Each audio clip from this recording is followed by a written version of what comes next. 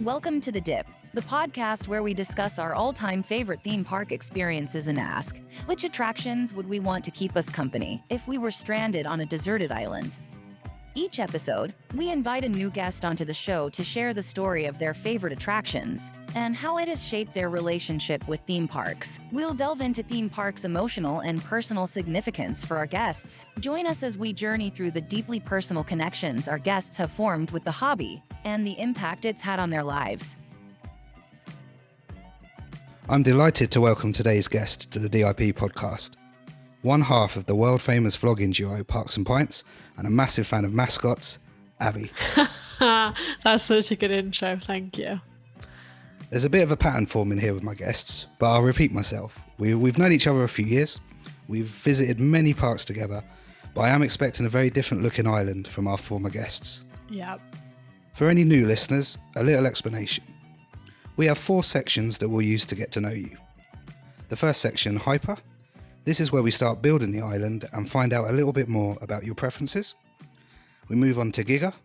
This is where we travel back a little to dive into your history. Then Strata. Here we'll do the deepest dive into your relationships with theme parks. And of course, we have to end with a nighttime spectacular finale. So, let's start with Hyper and let's start building your island. Section 1. Hyper. We'll start things off easy. Okay. What roller coaster would you like on your island? So I've been thinking about this, and I would like Big Thunder Mountain from Disneyland Paris because it's not too intense. I think it's got a lot of re-rideability. It's very fun, but also it's always got a massive queue. But if it's on my island, ain't going to be nobody else there. It's just going to be me all day. That's good because the worst part of it is that really weird claustrophobic queue. Yeah. Especially, I rode it during COVID, and it was even worse then because they put barriers up the whole way around. Oh, that's horrible. And is it particularly the Disneyland Paris Big Thunder? Yeah, out of the 2 I've done, I just think it's being on that island. I mean, it's very apt. It's on an island, but it's got quite a lot of power to it. It's got airtime. It's so fun. Even if you're sat at the front and you're already halfway down the hill. Yeah, row 15 is the row to go. Like if it was on my island, I would probably only ride it in row 15. That sounds good to me. And does the theme add to it? If it was a unthemed ride the same, would it still feel the same?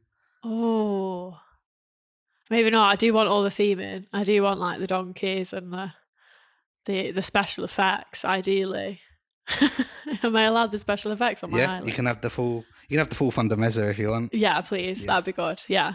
Well, we'll do that then. Cool. So now we need to learn a little bit more about Abby. Would you like to select a card? Go on then. Cool. So, what's a place you need to travel to before you die? Ooh.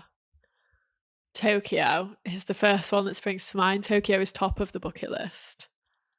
And is that Tokyo for the theme parks or Tokyo in general? For the theme parks, largely. I'd love to go to Sanrio Puroland, which is basically Hello Kitty, the theme park. It doesn't really have any big rides. It's indoors. It's aimed at families, but it just looks incredibly well themed. And obviously, Tokyo Disney Sea is the bucket list park. It is, and like I've been myself, and we did the fully theme park no culture tour of literally just going to Disneyland, and that was it. So I'd like to go back as well and see real Tokyo. Have you got any plans to do that trip? At some point, we'd love to do the dream trip. I know you've done it where you dip into Shanghai, dip into Hong Kong, and do Tokyo. We do want to get all 6 Disney parks ticked off. I think it'll be a few years away yet, though. We'll probably get to California before we get to the Asian parks. But it's on the list. It will happen. Cool. That's a good choice. We can both agree. Definitely worth doing. So back to the island. You can't just ride your Big Thunder Mountain every day, all day. No. You need a film to watch while stranded. Is there any film that's had a big impact on your life and what's its significance? If I'm going to watch it a lot, the film that I've watched the most ever is Mary Poppins. I try not to have a whole Disney themed island here, but it's just the perfect film. So probably have to go with Mary Poppins. Okay, and is that the music side of it, or? It's a bit of everything. I love Julie Andrews. She's probably my favourite actress. I think she gives a perfect performance. I think it was so worth them waiting for her because Walt Disney wanted her, but she was pregnant. So they just held off production for months and months and months. But yeah, and just everyone on that set, everyone on that team is just at the top of their game. Like the choreographers was like the best of the day. The special effects still, I think, stand the test of time. They're incredible. I love the costumes. I love the set design. I just love everything about it. And I think it's the Sherman Brothers at their best as well. And was it a film you watched as a child, or is it something you've seen as an adult? Yeah, as a child. I've had it. It's the one I remember watching the most or having the most impact on me and then wanting to watch it again and again. And now it's just like an easy go-to background film. And it's really long as well. It's like 2 hours. So perfect to keep me entertained. And did you watch, like, I'm the same, I obviously watched it as a kid. Big impact on everything since then. Did you watch Bedknobs and Broomsticks as well? I don't remember watching that as a child, but I have watched it as an adult. Because for me, that I think I'm in the minority, but I do prefer Bedknobs and Broomsticks because of the weirdness of it. Yeah, it is wild. I do love Angela Lansbury, and I saw the stage show of it. I prefer the Bedknobs and Broomsticks stage show to the Mary Poppins stage show for sure. But yeah. And what did you feel about was it Saving Mr. Banks? Is that right? Yes, that is also in my top films of all time. Okay. I don't know, it really cemented. It was like, here's more reasons why you should love your favourite film. I thought it was very cleverly done. Obviously, it's a shame that P.L. Travers didn't really want Mary Poppins the film to be made. But hopefully, in hindsight, if she was still around, she'd be like, yeah, that was the right call. And what about the sequel? Also a banger. I think Emily Blunt is fantastic. I was very, very nervous for them to do a follow-up because I was like, this is not going to be right. It's going to be tainted. But the way they did it was just perfect. As good as it can get, although I don't think we need another one. So I think they can hold off now. They've done it twice. Leave perfection alone. Okay. So I think we'll let you have all 3 films on the island then. Yeah, thank you. That would be amazing. Okay. So now we're going to move on a bit into our Giga section. Section 2, Giga. So we need to go back in time a little bit. What's your first theme park memory? It's not exactly a theme park, but the earliest memory I have of being on a ride was at Knowsley Safari Park in sort of near Liverpool, like Merseyside way. It's got what I can remember being a massive cred. I remember being very scared doing this big steel like roller coaster when I was maybe like 6 or 7. And then I went back a couple of years ago with Nicole and discovered it's just a kiddie cred and it's not big at all. But I remember being so scared. And I did the pirate ship as well, which was horrible and vowed to never go on one again. So I really did not enjoy rides as a child. Thought it was a horrible time. But I thought it was huge. I'm really disappointed to say it's just a little tiny kiddie cred. And were you a kind of a family where you'd go once a year to a park, or was it quite a rare occurrence? No, I went on school trips. My family do not like rides. There's no roller coaster or ride enthusiasts in my family. So yeah, I remember going on school trips. We went to the arcades. Like, don't get me wrong, I definitely remember lots of trips to Blackpool Illuminations and going in the amusements, but not actually having anyone that would want to go on a ride. So it was funny last year when me and Nicole took our mums to Blackpool Pleasure Beach and my mum hated everything we made her go on. But we've got those memories now. So boxes were ticked. But no, it wasn't a feature until it was like the go-to school trip in secondary school, and our local parks were Blackpool, Pleasure Beach and Alton Towers. So we'd kind of did those each year. And I was the bag holder because I was too scared to ride anything. Cool. So we'll go back to the island now. And we need a dark ride for the island. What's the one dark ride you'd ride again and again? Guess what I'm going to say? Obviously, the best dark ride in the world, Wallace and Gromit's Thrill-O-Matic. That's an interesting choice. It's a solid choice. It is flawless. I disagree, but I'll let you. You've got the floor. Thanks. It's just so much fun. It's just so quintessentially British. It fits with the Blackpool theme. It fits in Blackpool so well. Everyone loves Wallace and Gromit except you. But everyone else in the world, I can assure you, absolutely adores them. And I'll admit it's a very good dark ride. I just don't enjoy the IP Fair. assigned. Fair. But even then, it's still worth a ride. I don't think I could ride it every day on a desert island, but it is a good classic. I'd say a classic dark ride. It's cozy. It's got really cozy vibes, especially getting in that slipper.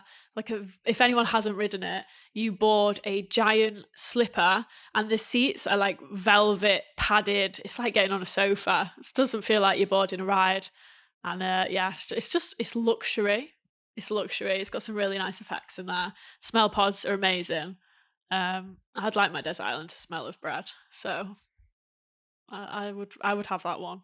And I guess you got to pick it considering you have it tattooed. Yeah, and it's quite funny because I can't say that I frequently watch Wallace and Gromit. Like, everyone's seen The Wrong Trousers, and I've seen the films, but it's not something I'd ever sit down and be like, oh, we should watch Wallace and Gromit. But now that I've fallen in love with the ride and got the tattoos, now I'm planning a trip to Bristol just to do everything Wallace and Gromit themed.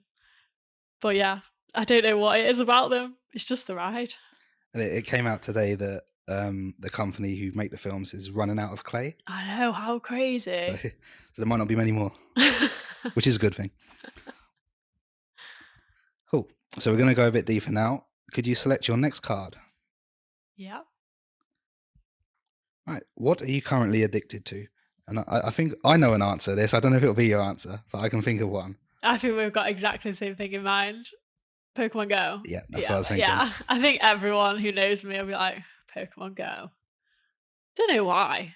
Because when it first came out, my phone was not good enough to run it. I had like an old phone that wouldn't support Pokemon Go. So I missed the initial trend. And then for some reason, I downloaded it during COVID.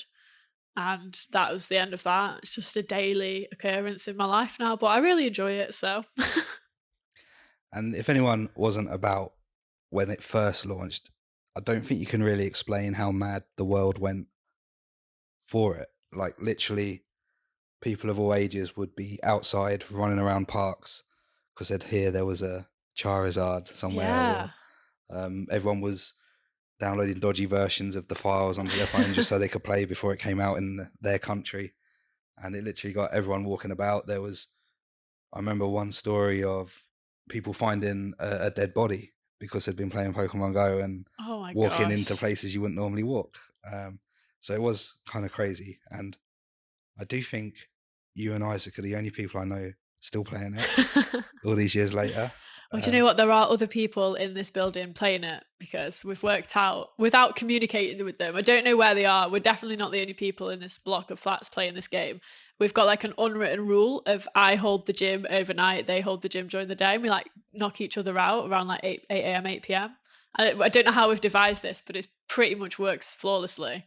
And we've managed to add them as friends because we've been in the same raids. So there's definitely other people in this building playing it. And would you say you're a gamer outside of Pokemon, or is it literally just Pokemon Go? Yeah, I like cozy games. So I love Animal Crossing, Stardew Valley, or really boring, simple things like Sudoku. But I occasionally will get involved in like Fall Guys or Fortnite, but everything is very low key. I'm not like a serious, nothing complicated, nothing that costs money or is too much effort. So, going on the Disney theme, have you played Dreamlight Valley? I have, yeah. I can't get into it, but I should. It should be the perfect game for me. It's Disney, it's cozy. I've dabbled in it. I've freed Remy from Ratatouille up to now. It's just not as smooth for me. I find the camera a bit janky. Don't know. Maybe I'll get into it eventually, but it's not up there for me with Stardew and Animal Crossing. Okay.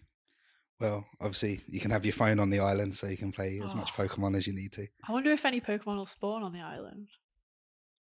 Could be special ones not seen elsewhere. Oh, that would be amazing. Thanks. You'd have to design your own Pokemon. Oh, okay. Cool. So, I know music's a big part of your life. If I'm remembering right, you and Nicole first met due to a shared love of live music. Yes, we did. So your island definitely needs a soundtrack. What's an album that's had a massive impact on you? This is probably the most difficult question because there's a lot that spring to mind, and I listen to a lot of weird, different music. But probably, I think my most played of all time is "I'm Not Dead" by Pink. I think just because of the time it came out, it would have come out when I had my first like CD player or my first MP3 player. Like before I had an iPod, I had like this little cube that cost like 20 quid and could hold about 5 songs, and they all would have been Pink songs. And I think just the time it came out has meant that I've been able to listen to it for like the last, probably getting on for 20 years now. And we got to see her live on that tour, and it's those early concerts are like more memorable because they were more exciting and more special. It's such a rare thing when you're little. So yeah, I'm Not Dead by Pink. I would recommend it. I don't know the album that well, but what era of Pink was that? Because I know I'm old, so I remember when Pink came out and she originally was kind of R&B hip hop, then went a bit rock, then pop. I want to say it's the third album. So after she did Misunderstood, which was very pop, she then did, I think, or maybe it was after Try This. Yeah, I think it was like album 4 maybe. So it was veering back into a bit more rock. She's done all the genres, to be fair. But yeah, a bit more rock with little bits of folkiness. And was that first gig you went to, was that one of the ones where she's flying all around the place? I don't think she was at that extreme back in those days. We saw it in a smaller venue. It was somewhere in Liverpool, and it wasn't quite an arena or a stadium, so she wasn't able to do that much on that tour. She was dancing and props, but I think she was firmly on the ground for that show, which is incredibly rare. But we just got really good seats, so for some reason it was a seated show as well. But yeah, it was just, we could really see. But yeah, I love Pink. She's the artist that I've seen the most out, like a solo artist that I've seen the most live, and it's just always incredible. And it's an album you can listen to again and again because it's only the one. Yeah, yeah, definitely. I think, yeah. Cool. Sounds good to me. So we move on to the strata section. Section 3, Strata. So back to thinking a bit about your history with theme parks. At what moment did you first consider yourself an enthusiast? Probably me and Nicole sitting on the terrace of coasters with a pint each in the rain at Blackpool. I want to say like May 2021. We'd been talking throughout lockdown. We obviously met through live music, realised during lockdown by chance that we were both watching theme park YouTube.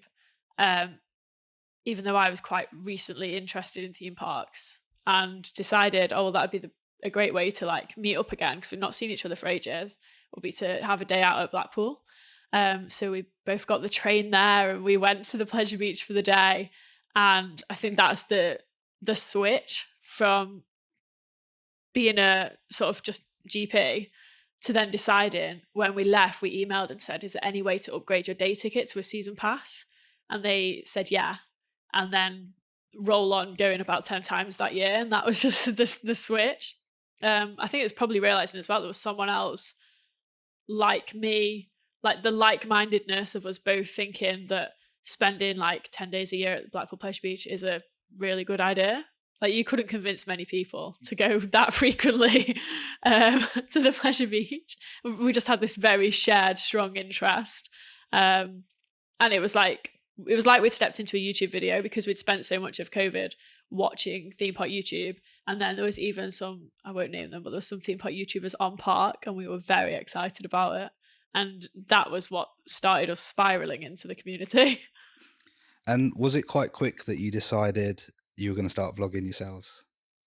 We joked about it first. So by that autumn, I can't remember whose diss track it was though. I think it must have been Nem's diss track first that we came across, and that was how we found out about everyone that he was dissing. So up to then, we only really watched like your standard Theme Park Worldwide, Jack Silkstone was kind of the content we were consuming. I was watching more Orlando vloggers because I was more interested in Disney World. So I was watching like Super Enthused, Paige and Mr. Morrow. And then we started finding all these other accounts through Nem's diss track, because obviously everyone he dissed then did a track back. And weirdly, so many YouTubers, the first content I've seen of theirs is a diss track, and I couldn't get my head around it. I was sat on my sofa being like, this is insane. What is this about? Like, why are these people making diss tracks? And yeah, and it started something. So we started joking to each other. We didn't even have Parks and Pints didn't exist, and we were like, oh, that'll be us next year. That'll be us next year. Just as a joke. And then by December we thought, oh, we might as well like have a joint Instagram and a joint Twitter, mostly just to post memes, and I guess to follow all these accounts without like taking over our personal accounts with just nothing but theme parks. And then by March it was like, oh, wouldn't it be funny if we made a vlog this weekend? And now you can't really stop us. We really enjoy it. And that quickly moved into the scare season, I guess, because I think that's the time where you're really smashing out content. Yeah, which is so strange because neither of us were interested in that to begin with. I mean, Nicole's always been into horror and would watch other people's content around that genre and would obviously watch horror films. I've never watched scary films. Absolutely had no interest in going into anything involving live actors. I was too scared to even do the dungeons. Like, it was a big deal when we did the dungeons. And for some reason, we had quad VODs and decided to try Passage, which is a really intense maze to do for your very first one. But it was because we were on the PBE event at Blackpool Pleasure Beach and it was included in the ticket. So it was almost like, why not? It wasn't going to cost us anything to go through. And we'd had a lot of vodka and we had people protecting us like Parks Bill and Dean of the Dead. So we nestled ourselves in the middle and got through it. And I guess the adrenaline of completing our first maze made us feel like maybe we could try some more. Didn't expect to enjoy it at all. And now I've obviously started watching scary movies so that I understand some of the IPs and some of the characters. Did not see that coming, but I feel like it's so intertwined with the theme park community that the two things do go really well hand in hand. Yeah, a big change, but yeah, we've loved it and it has given us some really fun trips out, and it's really nice to do with friends.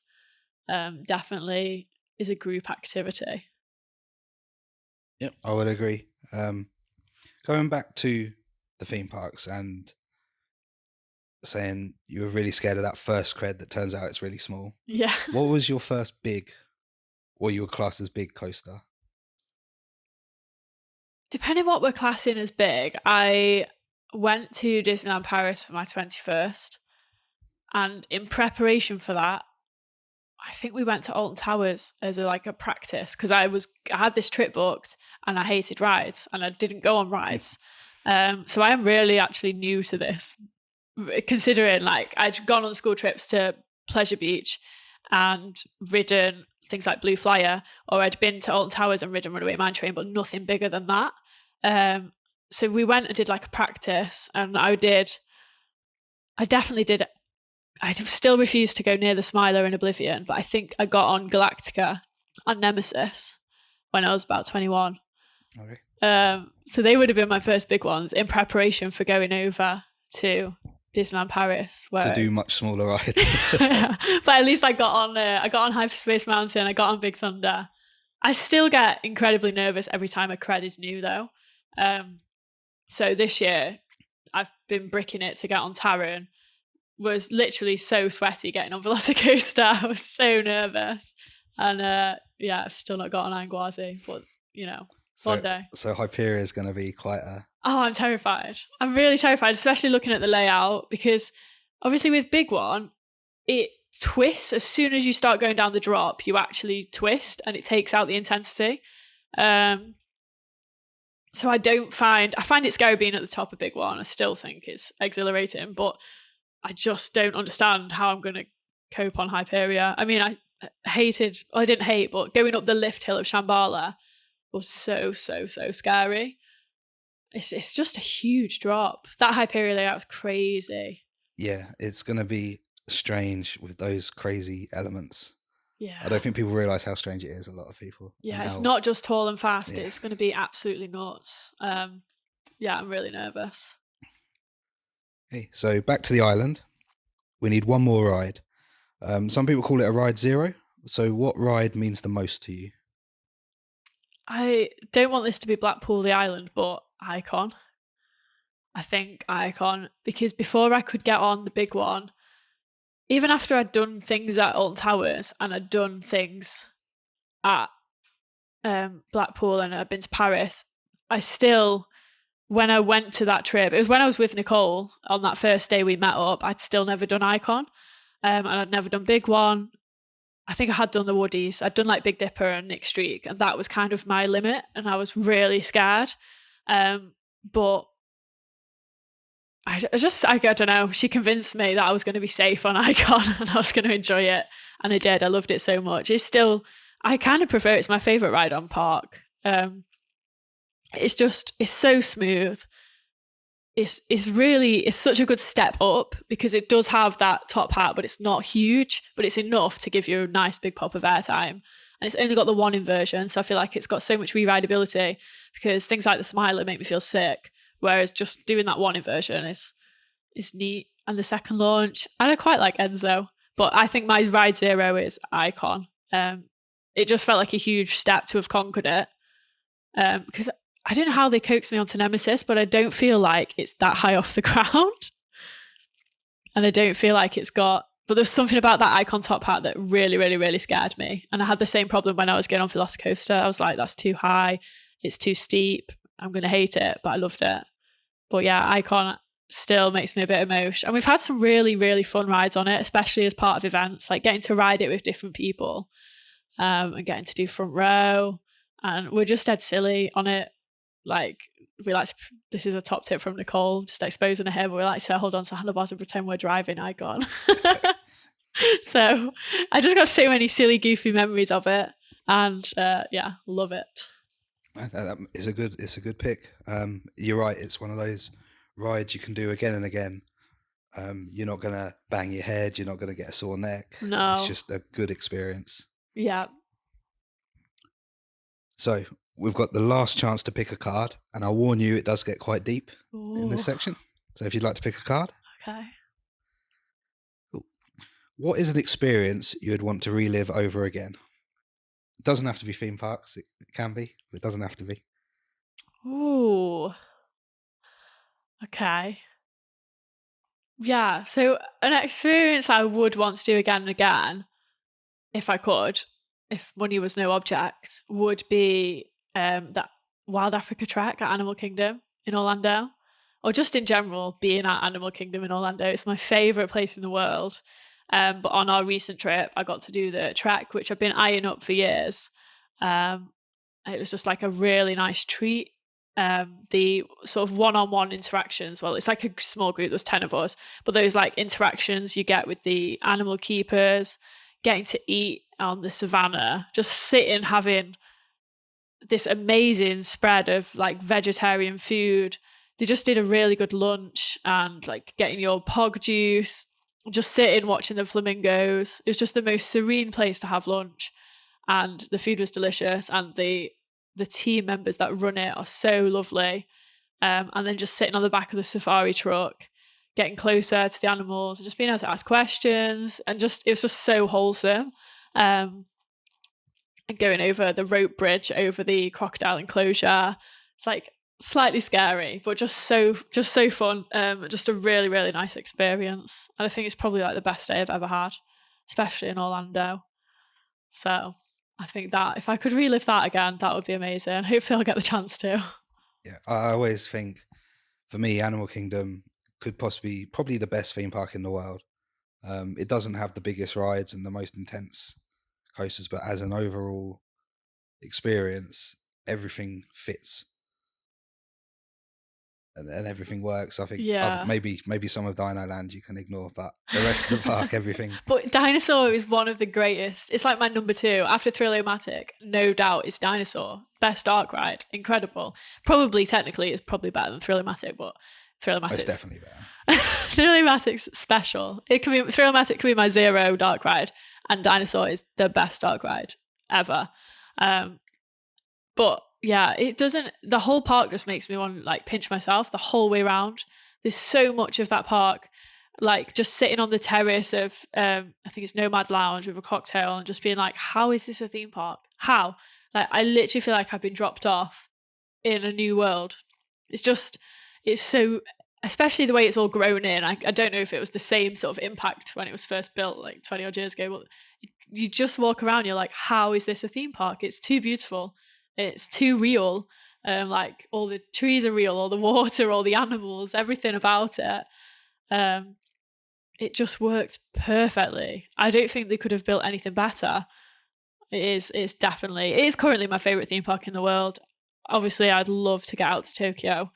But yeah, it's a must do for me on every trip. Like we're trying to think about going to Orlando and not doing Disney to save money because we've got Universal passes, but I can't go all that way and not go to Animal Kingdom. You just have to get Disney passes as well. Oh gosh, don't. The expense.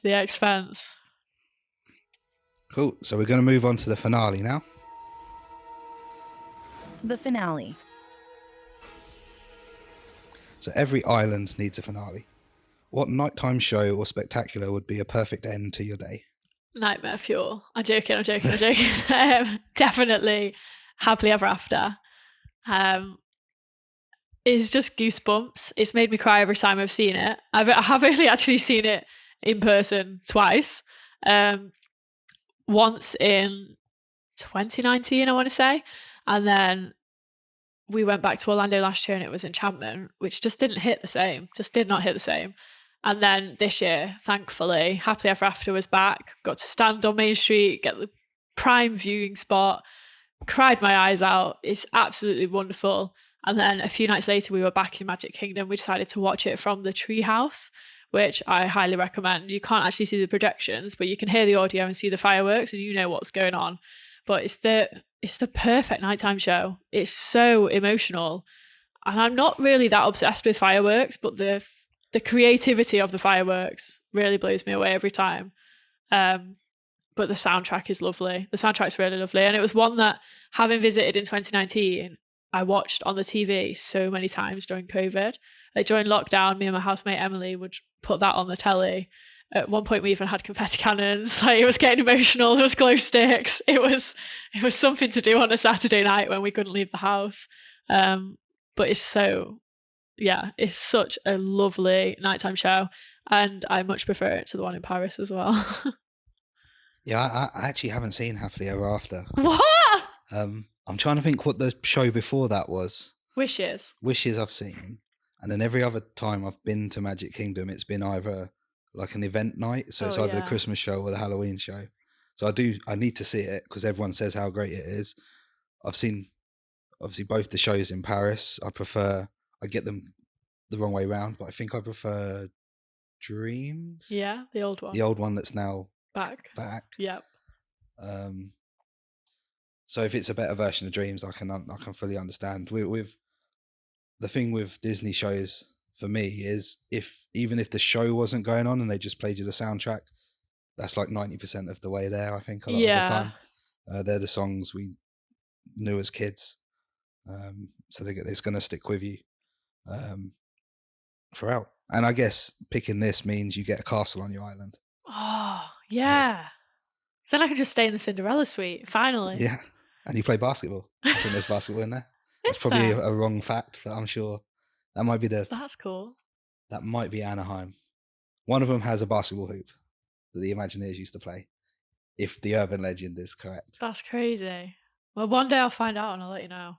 That's like the stuff of bucket list dreams, but... Yeah, I always do the competition to try and win the Cinderella suite, but yeah, never going to happen, I don't think. Yeah, there was some fact, I'm sure they told us on the Keys to the Kingdom tour that there was a time period where Disney were making wishes come true, and they used like a random generator to decide who was going to be the winner to get to stay there each night. And then they would go out in the park, and the generator would just say to them, green t-shirt, red shorts, and they would go out in the park, and if they couldn't find anyone matching that description, they ran the generator again. So it didn't actually align to anyone that they knew was there for sure, and they could end up doing it over and over again until they found someone. But I just want to be that person. I wish they would bring that back, and I'll just go and spend every day in the Magic Kingdom and wait. I think it was it was like year of a million wishes or yeah something, wasn't it? yeah But I always think, are you allowed to leave the room once the park's shut? Probably not, because you've got like a 24-hour cool. concert. Scary, but yeah cool. Yeah, I don't think they do allow you to do that. They just bring you anything you want. I think you can literally ask for any food from Disney property and they'll sort it for you. I'll just say, can I have the bread service from Santa Oh, over and over again? yes. So another excellent thing about Animal Kingdom, just pop across to the lodge, get your bread service.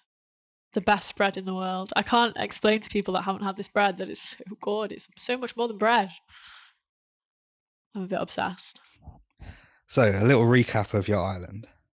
So we have Big Thunder Mountain, Paris edition. Yeah. So we get the tunnel. Row 15, yeah. We have Wallace and Gromit from Pleasure Beach. Beautiful. And we have your Ride Zero. Icon. Sorry, my mind went blank then. Icon.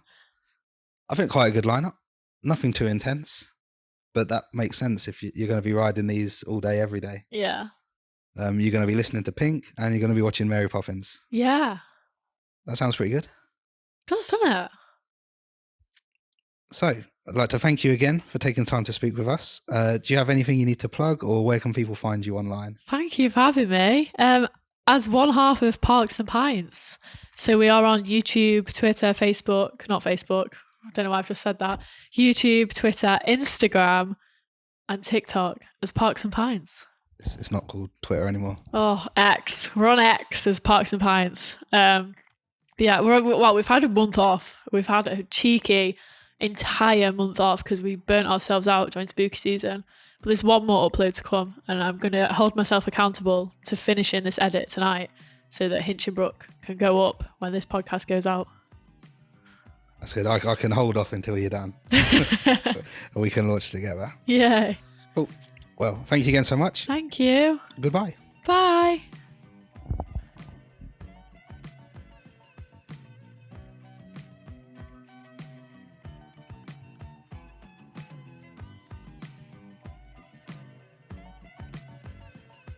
That was Desert Island Parks. Thank you for listening, and a massive thank you to our guest. Please remember to subscribe, leave us a review, and follow us on all social media at The Dip Podcast.